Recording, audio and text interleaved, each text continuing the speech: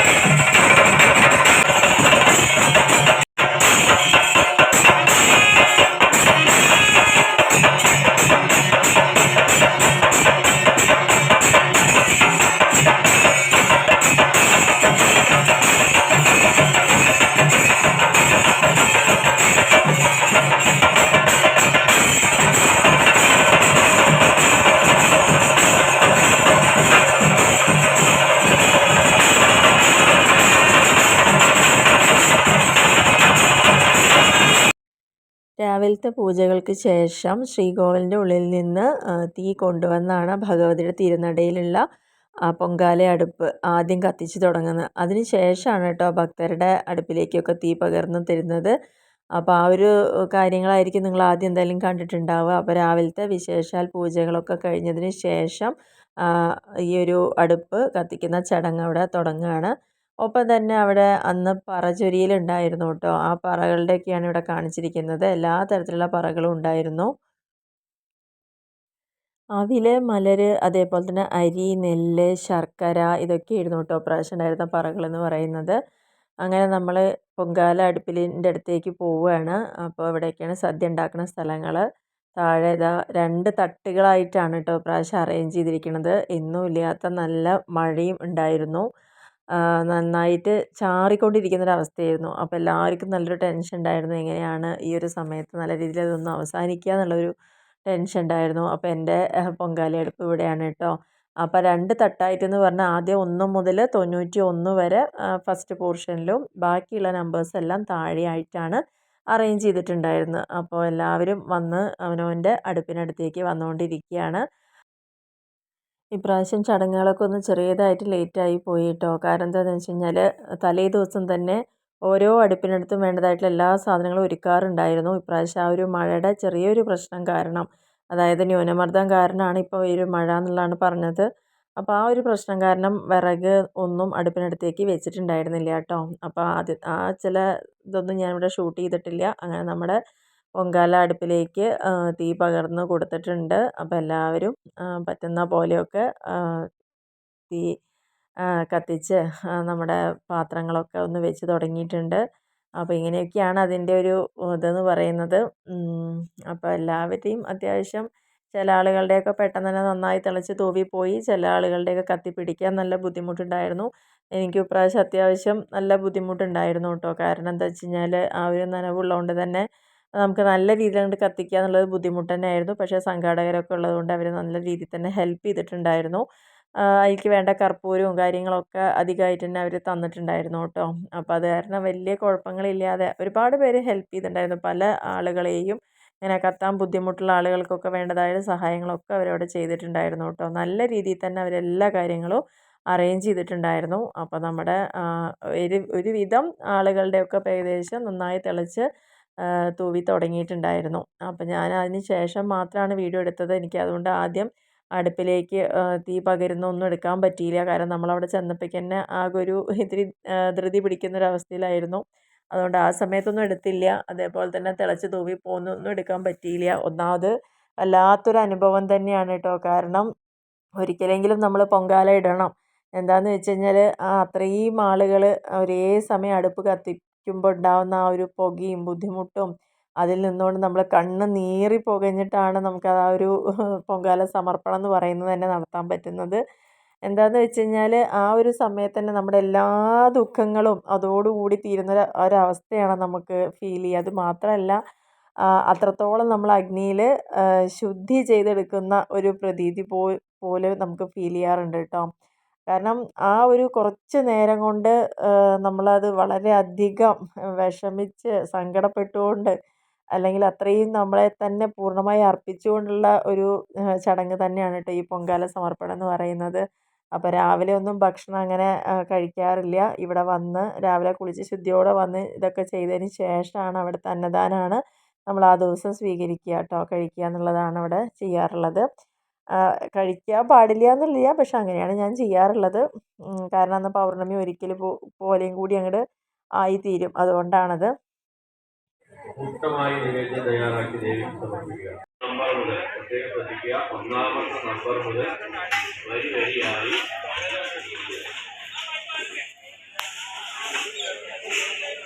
മുകളിലേക്ക് വന്ന് വളരെ സാവധാനത്തിൽ ശ്രദ്ധിച്ച് വഴുക്കലുണ്ട്, അതുകൊണ്ട് തന്നെ ശ്രദ്ധിക്കേണ്ടതാണ്.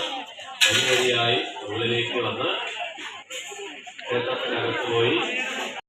ഞാനും ഏടത്തിയമ്മയും കൂടിയിട്ടാണ് കേട്ടോ പ്രാവശ്യം പൊങ്കാല ഇട്ടുണ്ടായിരുന്നത്. അപ്പോൾ ഞങ്ങളുടെ ആയതിന് ശേഷം ഞങ്ങൾ സൈഡിലേക്കൊന്ന് മാറി നിന്നതാണ്. കാരണം പുക ഒരുപാട് വരുന്നുണ്ടായിരുന്നു. അപ്പോൾ ആ സമയത്ത് നമ്മുടെ കഴിഞ്ഞപ്പം ഒന്ന് മാറി നിന്നു. അതിന് ശേഷം വീണ്ടും വന്ന് നമ്മുടെ ആ ഒരു വിറക് കത്തി കൊണ്ട് അല്ലെങ്കിൽ ചെറുതായിട്ട് അതിൽ കനലൊക്കെ ഉണ്ടാവും. അപ്പോൾ അതൊക്കെ ജസ്റ്റ് ഒന്ന് മാറ്റി വെച്ച് ബാലൻസ് ഉള്ള വിറകും കാര്യങ്ങളൊക്കെ ഒന്ന് എടുത്ത് അവിടെ കൂട്ടി വെക്കുകയാണ് ചെയ്തത്. അപ്പോൾ അതിന് ശേഷം എന്ന് പറഞ്ഞു കഴിഞ്ഞാൽ ഇനി ശ്രീകോവിലിനുള്ളിൽ നിന്ന് തന്നെ ചെണ്ട വാദ്യമേളത്തോടു കൂടി തിരുമേനി വന്ന് നമുക്കതിൽ തീർത്ഥം തളിക്കും. പൂവും തീർത്ഥമൊക്കെ തളിച്ച് അതിനെ നമ്മൾ ദേവി സ്വീകരിച്ചു എന്നുള്ള ആ ഒരു അവസ്ഥയിലേക്കാണ് അത് പോകുന്നത്. നമ്മളുടെ സ്വന്തം കൈകൊണ്ടുണ്ടാക്കിയ ഒരു നിവേദ്യം ദേവിക്ക് അർപ്പിക്കുന്ന ഒരു ചടങ്ങ് തന്നെയാണ് പൊങ്കാല എന്ന് പറയുന്നത്. കാരണം സാധാരണ നമ്മൾ അമ്പലങ്ങളിൽ പോകുമ്പോൾ വഴിപാടുകളെല്ലാം കൊടുക്കുന്നത് അതിനുള്ളിലുള്ള തിരുമേനിമാർ മന്ത്രം ചൊല്ലിയിട്ടാണ്. അതെല്ലാം പായസത്തിനൊക്കെ നമ്മൾ ചീട്ടാക്കാറുണ്ടല്ലോ. അപ്പോൾ അതൊക്കെ അവർ വെച്ചുണ്ടാക്കി നേദിച്ച് തരുന്നൊരു കാര്യമാണ്. പക്ഷെ പൊങ്കാല എന്ന് പറയുമ്പം ഓരോ ഭക്തനും നേരിട്ട് തന്നെ അത് ഉണ്ടാക്കി ഭഗവാന് അല്ലെങ്കിൽ ഭഗവതിക്ക് നേദിക്കുന്ന ആ ഒരു ചടങ്ങ് തന്നെയാണ് കേട്ടോ.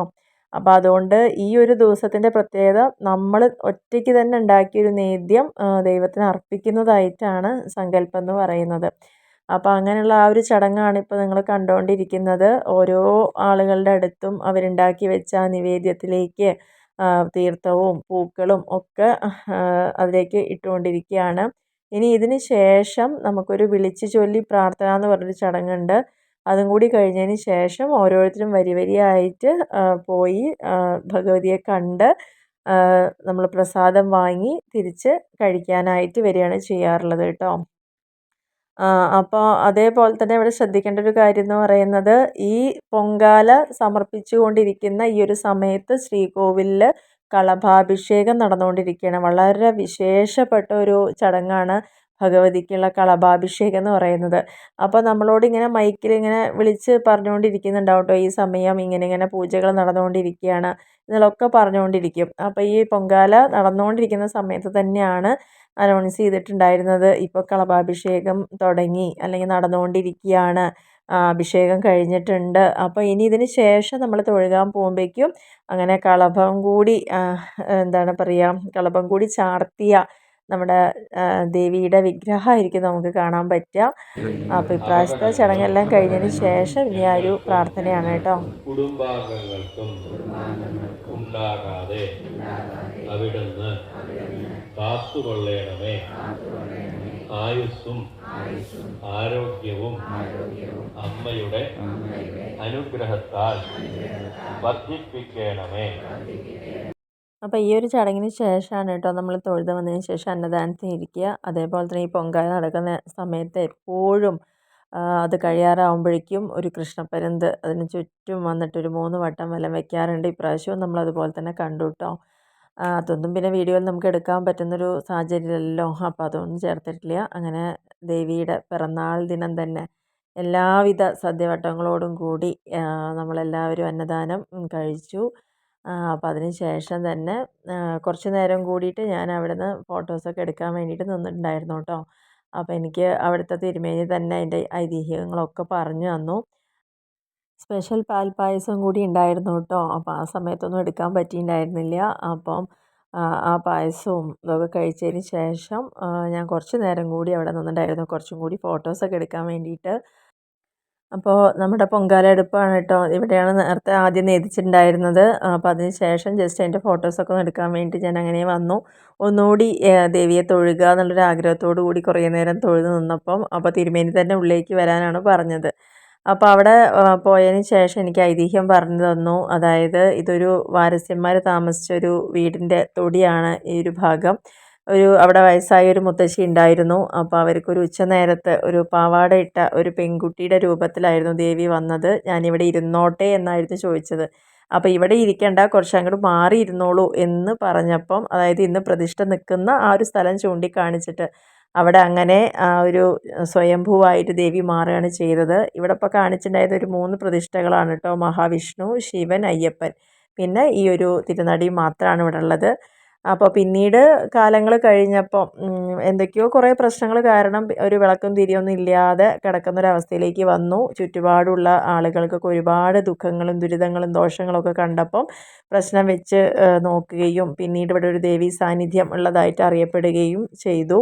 അപ്പോൾ അതിന് നോക്കിയപ്പോഴാണ് മനസ്സിലായത്, ആ 45 വർഷത്തോളം ഒരു വിളക്ക് പോലും കാണിക്കാതെ അങ്ങനെ കിടന്നൊരു സ്ഥലമാണ്.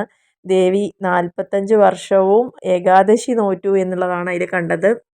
അപ്പോൾ ആ ഒരു വ്രതം അവസാനിപ്പിക്കുന്നതിന് എന്ത് ചെയ്യണമെന്ന് ചോദിച്ചപ്പം അതിന്ന് പൊങ്കാല ഇട്ടുകൊണ്ട് അന്നദാനം കൊടുത്താൽ മാത്രമാണ് അതിനൊരു എന്താ പറയുക, അവസാനം ഉണ്ടാവുള്ളൂ എന്നുള്ളതാണ് തെളിഞ്ഞത്.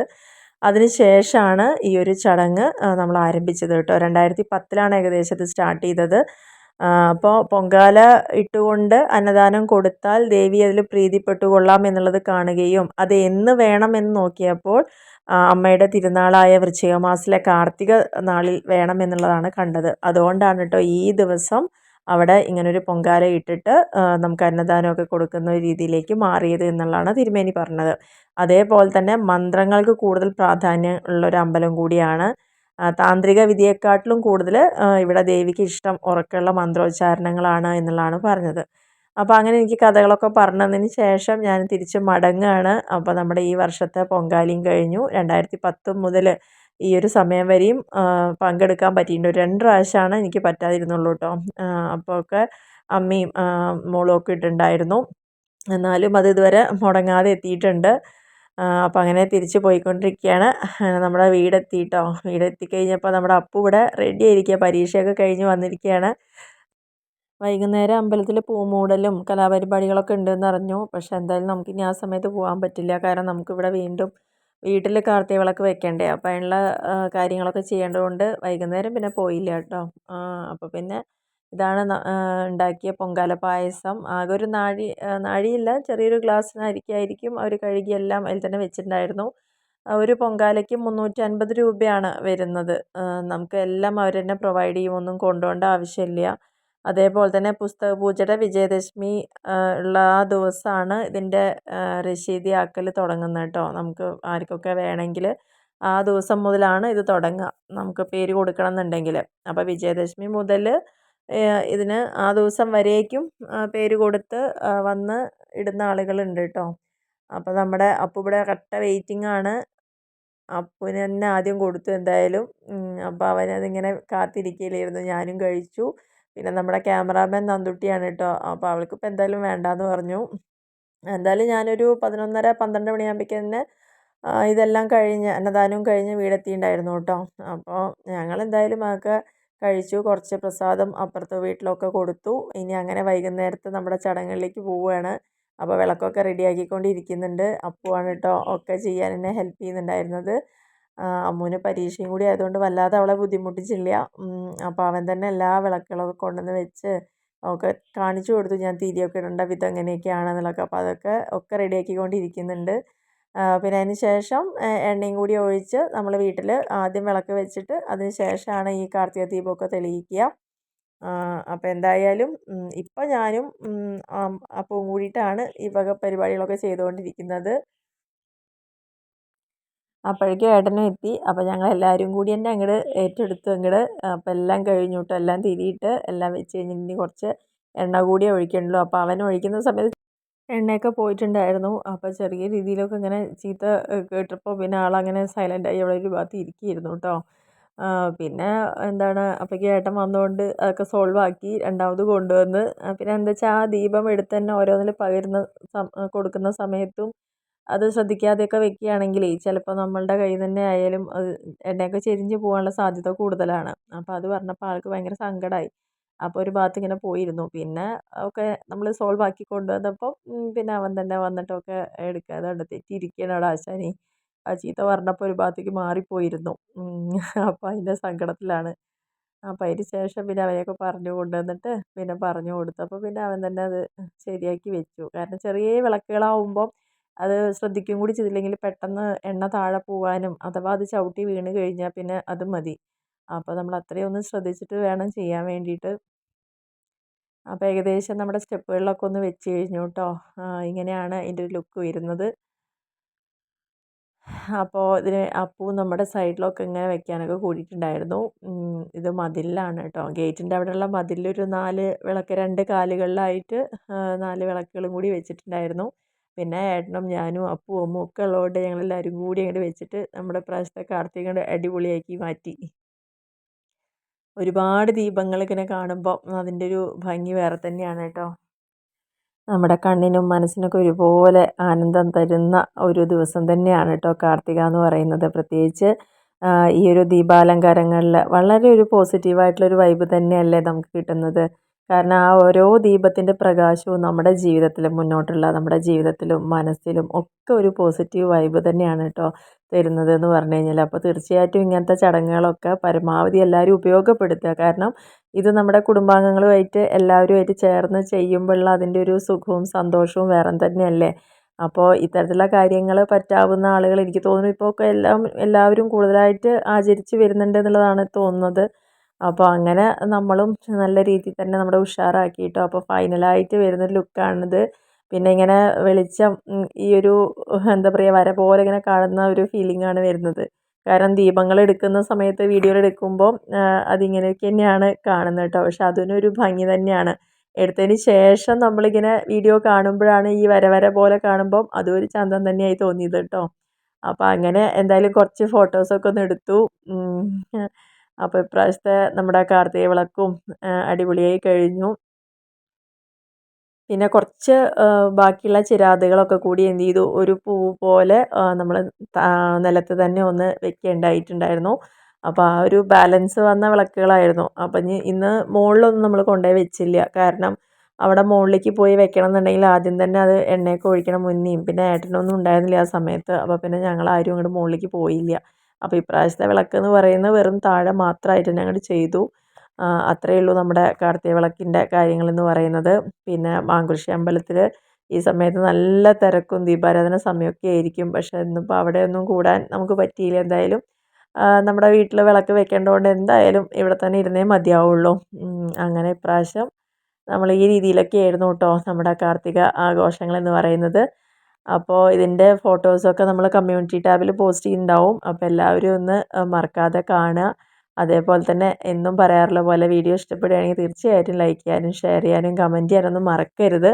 വീഡിയോ സ്കിപ്പ് ചെയ്യാതെ കാണണം എന്ന് പറയുന്നതും അതിൽ കുറേ കാര്യങ്ങൾ പറയുന്നതുകൊണ്ട് തന്നെ. അപ്പോൾ ഇതൊക്കെയാണ് നമ്മുടെ ഫൈനലായിട്ടുള്ളൊരു ലുക്ക് എന്ന് പറയുന്നത്. അപ്പോൾ എല്ലാ വിളക്കും വെച്ചതിന് ശേഷം നമ്മൾ ലൈറ്റൊക്കെ ഒന്ന് ഓഫ് ചെയ്തിട്ട് എടുത്ത വീഡിയോസാണ് കേട്ടോ ഇതൊക്കെ. അപ്പോൾ നമ്മുടെ ഈ ഒരു കാർത്തിക വ്ളോഗ് എല്ലാവരും എൻജോയ് ചെയ്തു എന്ന് വിചാരിക്കുന്നു. അതേപോലെ തന്നെ പൊങ്കാല ഇടണം എന്നുള്ള ആഗ്രഹമുള്ള ആളുകൾ, അല്ലെങ്കിൽ ഇടണം എന്ന് ആഗ്രഹിച്ചുകൊണ്ടിരിക്കുന്ന വ്യക്തികൾ, അല്ലെങ്കിൽ ഓൾറെഡി ഇട്ട ആളുകൾ, അവർക്കും കൂടി ഈ ഒരു പരിപാടിയിൽ പങ്കെടുക്കുന്ന ഒരു പ്രതീതി ഉണ്ടായിക്കോട്ടെ എന്ന് വിചാരിച്ചിട്ടാണ് ഈ ഒരു വ്ളോഗും കൂടി ചെയ്തത്. അപ്പോൾ എന്തായാലും എല്ലാവരും മറക്കാതെ തന്നെ ലൈക്ക് ചെയ്യാനും ഷെയർ ചെയ്യാനും കമൻറ്റ് ചെയ്യാനും ചെയ്യണം.